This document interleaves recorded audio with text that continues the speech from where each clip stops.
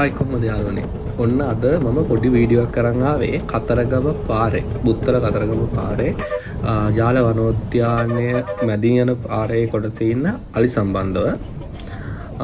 අපි මේ ළඟදී කතරගම ට්‍රිප් එකක් ගියා.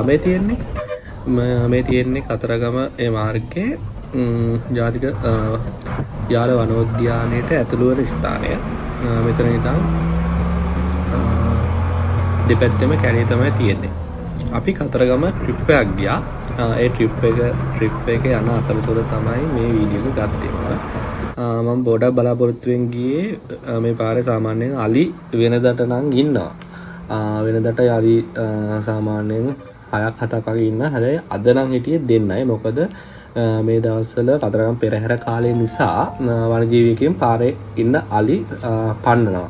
මොකද වාහන වලට අලාභ හානි කරනවා මේ අලි.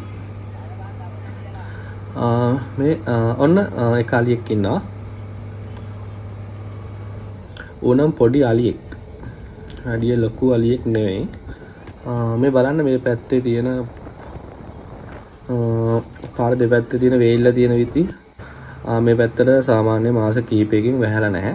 කතරගම බුත්තල පාරමේ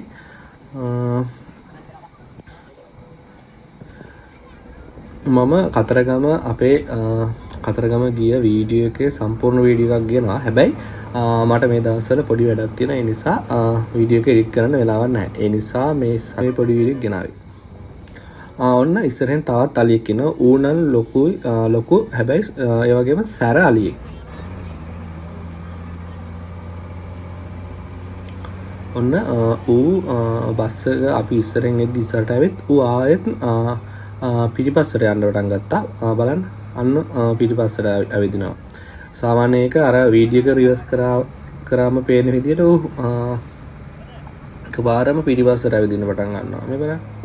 ඉස්සරට ඇවිදගෙන ඇවිත් තමයි එකපාරම ආයෙ පිටිපස්සට යන්න පටන් ගන්නේ. මූණන් අර බස් වාහන එහෙම නතර කරලා ඇතුළට හොඬ දාලා කෑම බලෙන් ගන්න જાතිය අලියෙක්.